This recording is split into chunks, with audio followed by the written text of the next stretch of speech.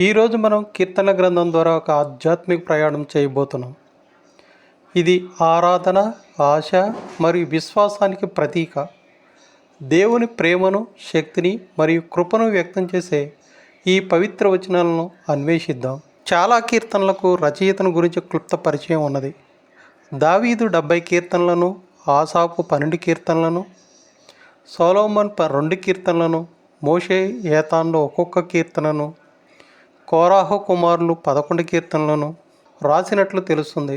అంటే మిగిలిన 50 కీర్తనలను ఎవరు రాసినట్లు సూచించలేదు. వీటిలో కొన్ని దావీదే రాసి ఉండవచ్చు. అలాగని గ్రీకు పాత ఒడంబడికని హిబ్రూ భాషలోకి అనువదించిన వారు నమ్మి 15 కీర్తనలను దావీదు పేరును పరిచయ మాటల్లో చేర్చారు. అలాగే మరికొన్ని కీర్తనల పరిచయ మాటల్లో హగ్గాయి, జకర్యా పేర్లను చేర్చారు. ఈ కీర్తనలను దావీదు క్రీస్తుపూర్వం 1010 నుండి 970 సంవత్సరాల మధ్య రాజ్యపాలన చేశాడు. అతడు కొన్ని కీర్తనలను రాజు కాకముందు మరికొన్నిటిని తరువాత రాశాడు. మోషే ఇజ్రాయిల్ ప్రజలతో క్రీస్తుపూర్వం 1446, 1406 మధ్య అరణ్య ప్రాంతాలలో గడిపాడు.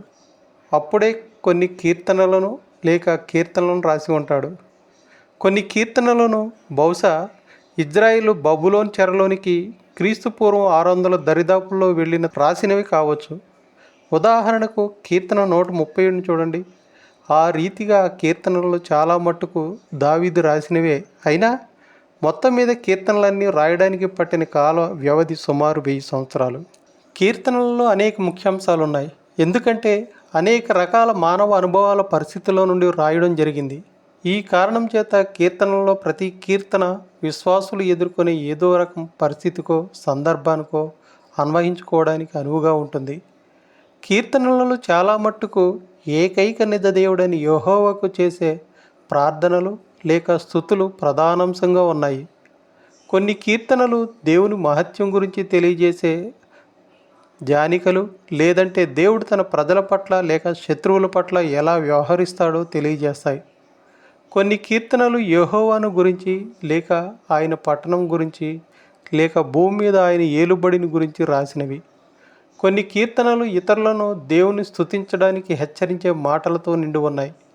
దైవస్థుతి లేక కృతజ్ఞత కీర్తనలు, దేవుని మహత్యము లేక మంచితనం గురించి తెలియజేసే కీర్తనలు, అక్కరలో ఉన్నప్పుడు సహాయాన్ని అందించే ప్రార్థనలు, దేవునిలో దృఢ విశ్వాసాన్ని నమ్మకాన్ని వ్యక్తం చేసే కీర్తనలు, పాప క్షమాపణ గురించి తెలియజేసే కీర్తనలు, కృంగిన వారి కోసం కీర్తనలు, దేవునితో సహవాసాన్ని పొందడం కోసం ఆశని వ్యక్తం చేసే కీర్తనలు, దుష్ట శత్రువులను దేవుడు శిక్షిస్తాడని ప్రార్థన రూపంలో రాసిన కీర్తనలు, చరిత్రను తిరిగి గుర్తు చేయడానికి రాసిన కీర్తనలు, దేవుని వాక్కును కొనియాడే కీర్తనలు.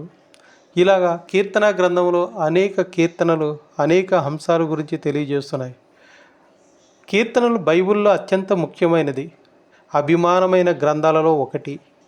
ఈ గ్రంథంలో మొత్తం 150 కీర్తనలు ఉంటాయి.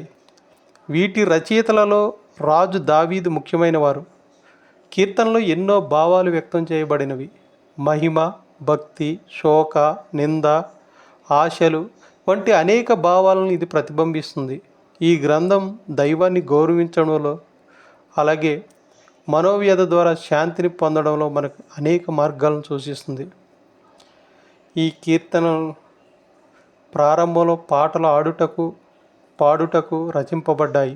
వీటిని 5 భాగాలుగా విభజించారు. మొదటి భాగంలో 1వ కీర్తన నుంచి 41వ కీర్తనని, 2వ భాగంలో 42వ కీర్తన నుంచి 72వ కీర్తన వరకు, 3వ భాగంలో 73వ కీర్తన నుండి 89వ కీర్తన వరకు రాయబడింది. అలాగే 4వ భాగంలో కీర్తన 90 నుంచి 106 వరకు, 5వ భాగంలో కీర్తన 107 నుంచి 150 వరకు రాయబడింది. ఈ కీర్తనలో ముఖ్యమైన అంశాలు ఎన్నో ఉన్నాయి. కీర్తనలో ఈ విధమైన ముఖ్యమైన అంశాలు మనకి స్పష్టంగా గోచరించబడుతున్నాయి. భక్తి మరియు మహిమ. కీర్తన 100 వంటిది దైవానికి మహిమ చేయాలని ప్రేరేపిస్తాయి. శోక భావాలు. కీర్తన 22 వంటి కొన్ని కీర్తనలు మనలో ఉన్న బాధను, సహాయం కోసం ప్రార్థనలు వ్యక్తం చేస్తాయి. ధన్యవాదాలు తెలిపే కీర్తనలు అనేకం ఉన్నాయి. అందులో ముఖ్యమైనది కీర్తన 136. దైవం యొక్క విశ్వాసం, దయ మరియు మంచి పని పట్ల ధన్యవాదాలను వ్యక్తం చేస్తుంది.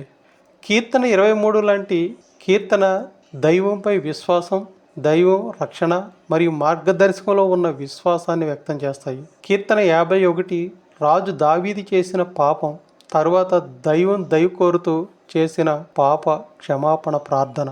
కీర్తన 2, కీర్తన 110 లాంటి కీర్తనలు మెస్సయ్య వచ్చిన సందర్భాన్ని చెప్తున్నాయి. ముఖ్యంగా ప్రముఖమైన కీర్తనలు కీర్తన గ్రంథంలో చూస్తే కీర్తన 23 ప్రభువు నా పల్లకిలా ఉన్నాడు అన్న కీర్తన దైవం మనకు ఉన్న గమన సూచనలపై విశ్వాసాన్ని నిరూపిస్తుంది. కీర్తన 51 దావీదు చేసిన పాపాలపై మనస్సాక్షి కోరుకుంటున్నాడు దావీదు మహారాజు. అలాగే కీర్తన 119 ఇది బైబిల్లోని కీర్తన గ్రంథంలోని అతిపెద్ద కీర్తన. దైవ వాక్యాన్ని పాటించడం ఎంత ముఖ్యమో తెలిపే కీర్తన. అలాగే కీర్తన 121 ఇది దైవం యొక్క రక్షణపై విశ్వాసాన్ని వ్యక్తం చేసే కీర్తన. నేను నా కన్ను పర్వతాలపై ఎత్తుతున్నాను, నా సహాయం ఎక్కడ నుండి వస్తుంది అని ప్రారంభంగా ఉంటుంది. కీర్తనల యొక్క ప్రయోజనం, ప్రాముఖ్యత మనకి ఈ గ్రంథంలో స్పష్టంగా కొనియాడబడుతుంది. కీర్తన గ్రంథం యూదులు మరియు క్రైస్తవుల పూజా కార్యక్రమాలలో అనేక దశాబ్దాలుగా ఉపయోగించబడుతుంది. ఇది వ్యక్తిగత ప్రార్థనలు, సంఘ పూజా కార్యక్రమాలు మరియు ఆధ్యాత్మిక నిబంధనలు చెప్పడానికి విస్తృతంగా ఉపయోగించబడింది. ప్రతి భావనలో మనం దేవుని రక్షణ, ప్రేమను, దయను తెలుసుకోవచ్చు. కీర్తన మనకు ప్రార్థన మరియు భక్తి మార్గదర్శకాలుగా పనిచేస్తుంది. ఇది దైవంతో మనం సన్నిహితంగా సంబంధం కలిగి ఏ పరిస్థితిలోనైనా మన భావాలను వ్యక్తం చేసేందుకు మనకు అవకాశం ఇస్తుంది. కీర్తనలు మనకు శక్తి, సాంత్వన మరియు ఆధ్యాత్మిక మార్గాన్ని చూపిస్తుంది.